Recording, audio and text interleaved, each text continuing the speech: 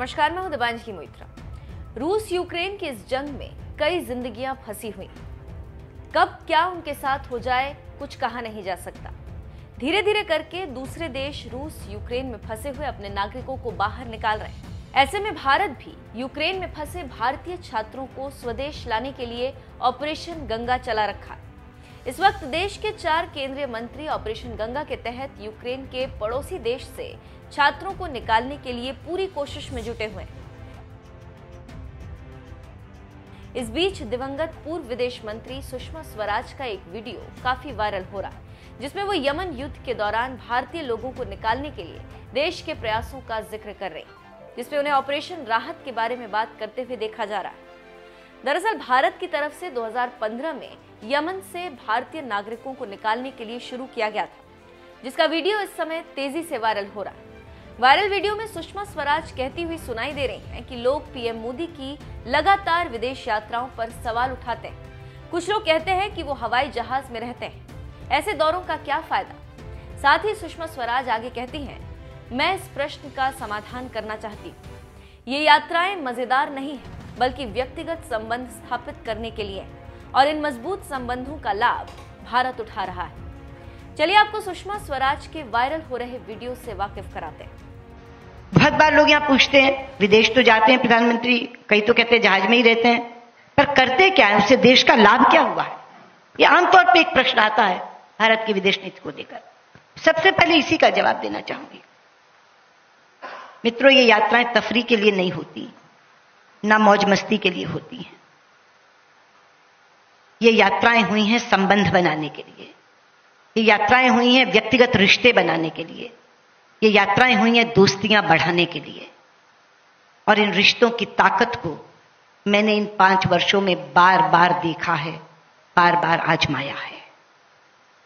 उदाहरण के साथ आपको बताना चाहूंगी। सबसे पहले मैंने इसे आजमाया जब यमन में युद्ध शुरू हुआ और भारतीय नागरिकों को बाहर निकालने की समस्या हमारे सामने आन खड़ी हुई। वो समस्या नहीं, चुनौती थी।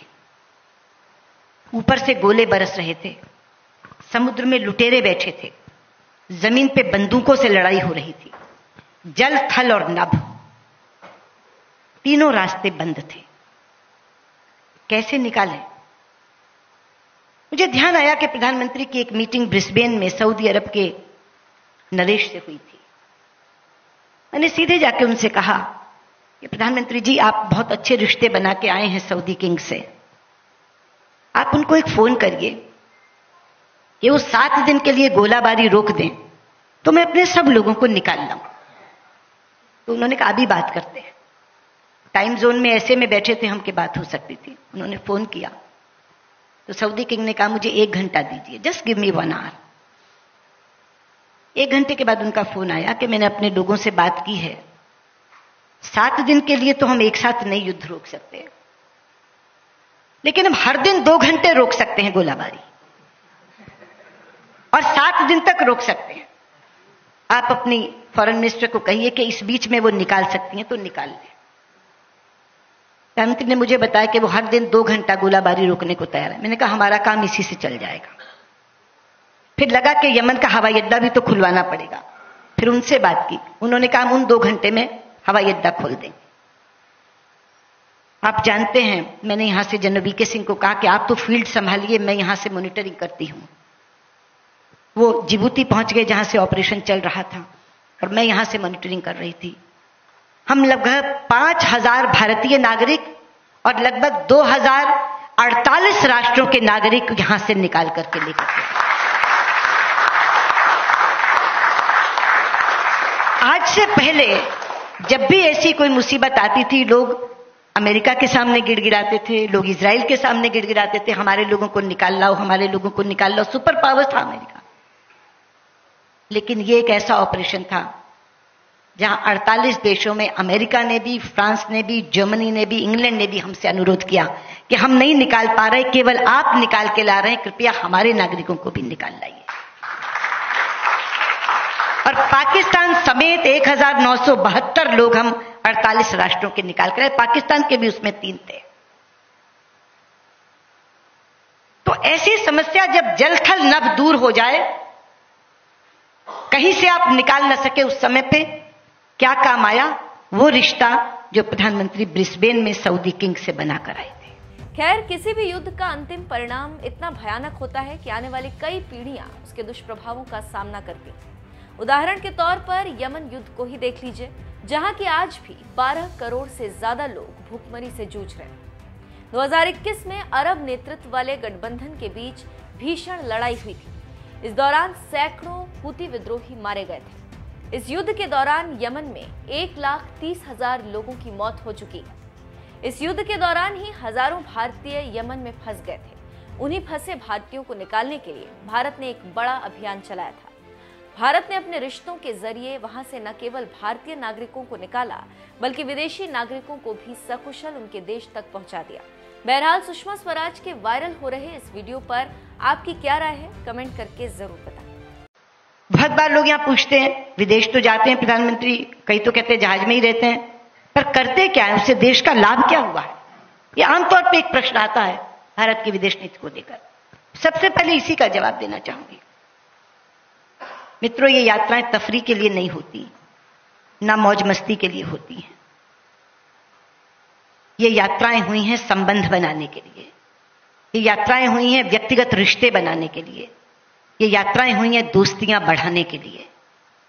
और इन रिश्तों की ताकत को मैंने इन 5 वर्षों में बार बार देखा है, बार बार आजमाया है।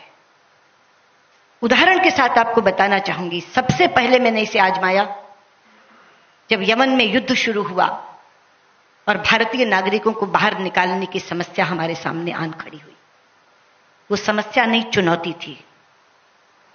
ऊपर से गोले बरस रहे थे, समुद्र में लुटेरे बैठे थे, जमीन पे बंदूकों से लड़ाई हो रही थी, जल, थल और नभ, तीनों रास्ते बंद थे। कैसे निकालें? मुझे ध्यान आया कि प्रधानमंत्री की एक मीटिंग ब्रिस्बेन में सऊदी अरब के नरेश से हुई थी। मैंने सीधे जाके उनसे कहा कि प्रधानमंत्री जी, आप बहुत अच्छे रिश्ते बना के आए हैं सऊदी किंग से, आप उनको एक फोन करिए कि वो 7 दिन के लिए गोलाबारी रोक दें तो मैं अपने सब लोगों को निकाल लाऊं। तो उन्होंने कहा अभी बात करते हैं। टाइम जोन में ऐसे में बैठे थे हम कि बात हो सकती थी। उन्होंने फोन किया तो सऊदी किंग ने कहा मुझे 1 घंटा दीजिए, जस्ट गिव मी 1 आवर। 1 घंटे के बाद उनका फोन आया कि मैंने अपने लोगों से बात की है, 7 दिन के लिए तो हम एक साथ नहीं युद्ध रोक सकते, लेकिन हम हर दिन 2 घंटे रोक सकते हैं गोलाबारी,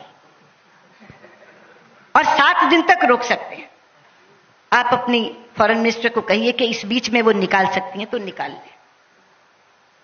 प्रधानमंत्री ने मुझे बताया कि वो हर दिन 2 घंटा गोलाबारी रोकने को तैयार है। मैंने कहा हमारा काम इसी से चल जाएगा। फिर लगा कि यमन का हवाई अड्डा भी तो खुलवाना पड़ेगा। फिर उनसे बात की, उन्होंने कहा हम उन 2 घंटे में हवाई अड्डा खोल देंगे। आप जानते हैं, मैंने यहां से जनरल वीके सिंह को कहा कि आप तो फील्ड संभालिए, मैं यहां से मॉनिटरिंग करती हूं। वो जिबूती पहुंच गए जहां से ऑपरेशन चल रहा था, और मैं यहां से मॉनिटरिंग कर रही थी। हम लगभग 5,000 भारतीय नागरिक और लगभग 2,048 राष्ट्रों के नागरिक यहां से निकाल करके लेकर गए। आज से पहले जब भी ऐसी कोई मुसीबत आती थी, लोग अमेरिका के सामने गिड़गिड़ाते थे, लोग इजराइल के सामने गिड़गिड़ाते थे, हमारे लोगों को निकाल लाओ, हमारे लोगों को निकाल लाओ। सुपर पावर था अमेरिका। लेकिन ये एक ऐसा ऑपरेशन था जहां 48 देशों में अमेरिका ने भी, फ्रांस ने भी, जर्मनी ने भी, इंग्लैंड ने भी हमसे अनुरोध किया कि हम नहीं निकाल पा रहे, केवल आप निकाल के ला रहे हैं, कृपया हमारे नागरिकों को भी निकाल लाइए। और पाकिस्तान समेत 1972 लोग हम 48 राष्ट्रों के निकाल कर, पाकिस्तान के भी उसमें 3 थे। तो ऐसी समस्या जब जल थल नभ दूर हो जाए, कहीं से आप निकाल न सके उस समय पे क्या काम आया वो रिश्ता जो प्रधानमंत्री ब्रिस्बेन में सऊदी किंग से बनाकर आए थे।